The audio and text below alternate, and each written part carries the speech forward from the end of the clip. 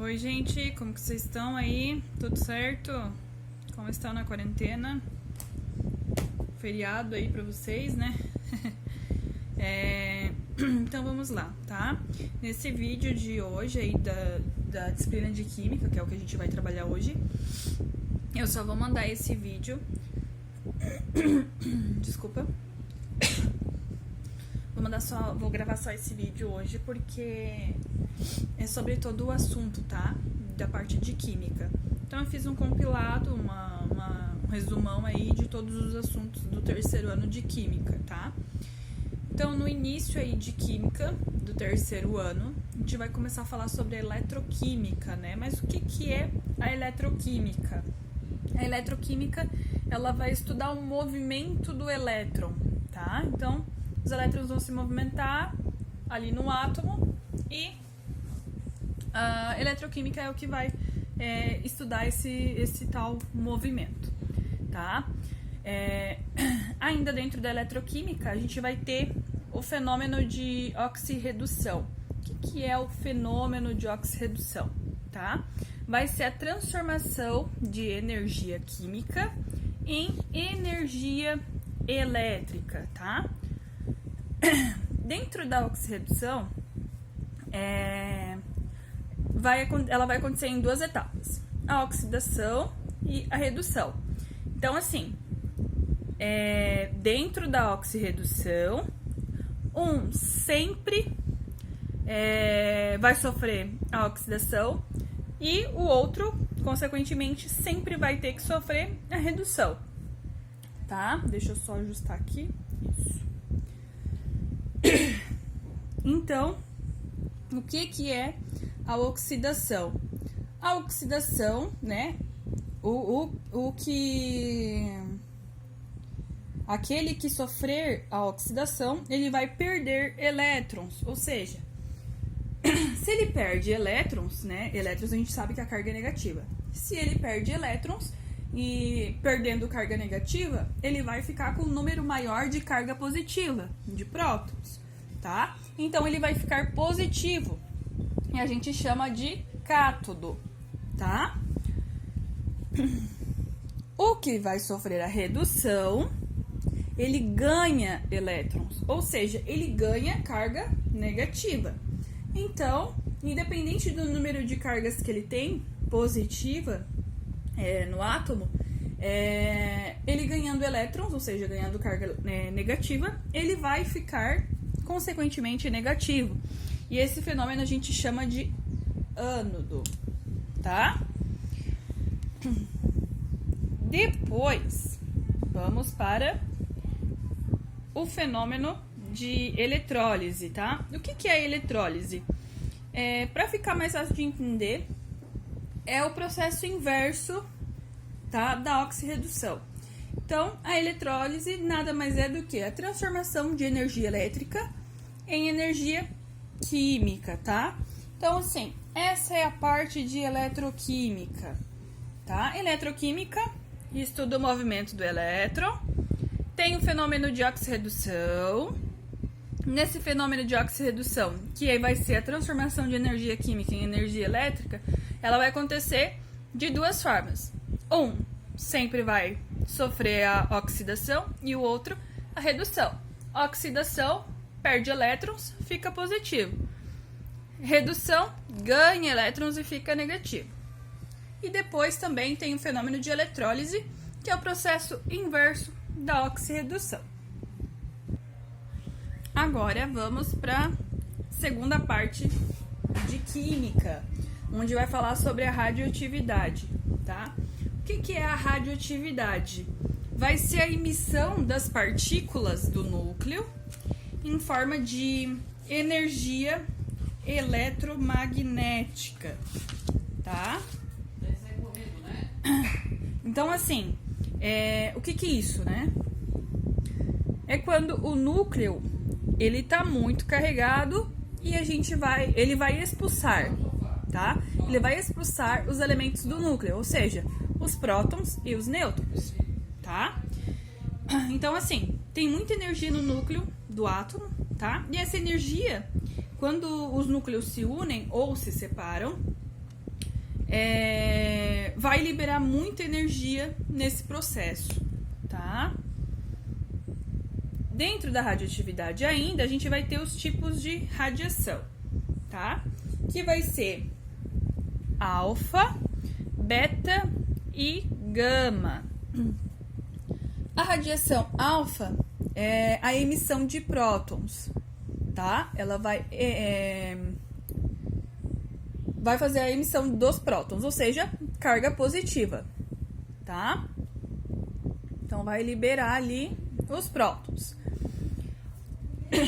Então, o que consegue, né? O que a gente pode fazer para não digo combater, mas conseguir dar uma segurada na radioatividade alfa, tá? Deixa eu só aqui. Ela pode ser impedida, tá? Porque ela é baixa, então ela pode ser impedida até por uma folha de papel. O beta, a radiação beta é a emissão de nêutrons, ou seja, sem carga, tá?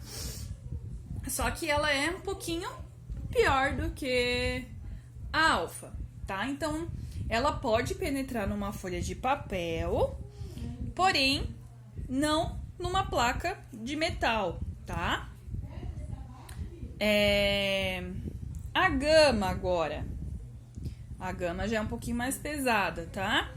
É energia pura. Então, a sua forte capacidade de penetração faz com que a sua radioatividade passe tanto pelo papel como pelo metal. Porém, né?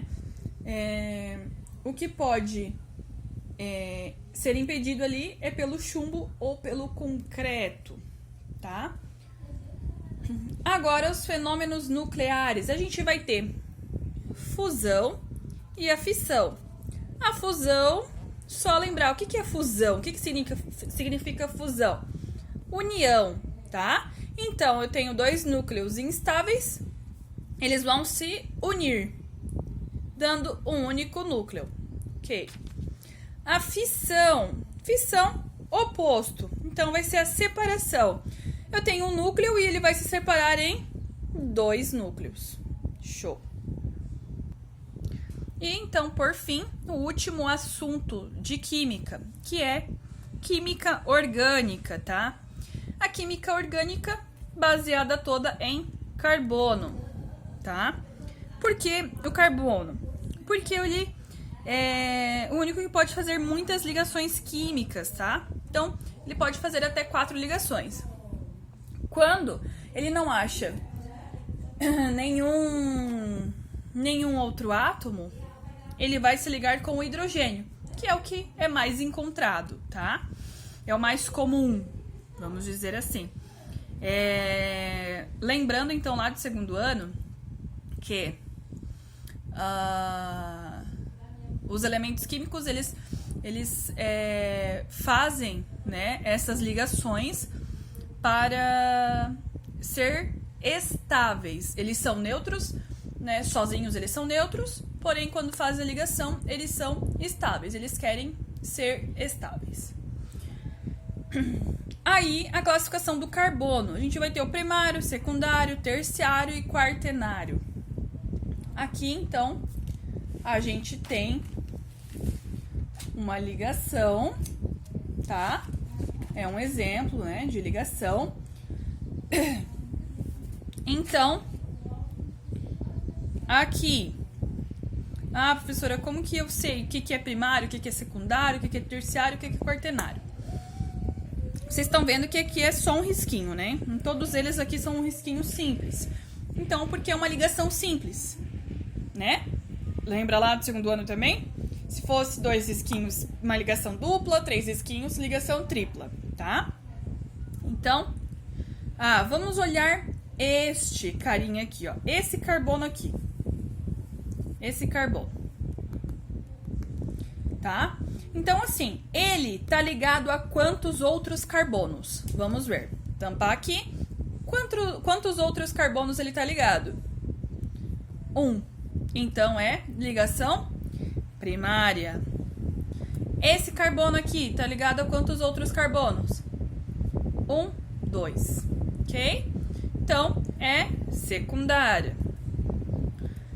Vamos ver este aqui. Esse carbono aqui. Está ligado a quantos outros?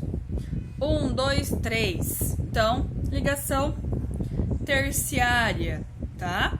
Então, assim, esse carbono do meio tá ligado a quantos? 1, 2, 3, 4.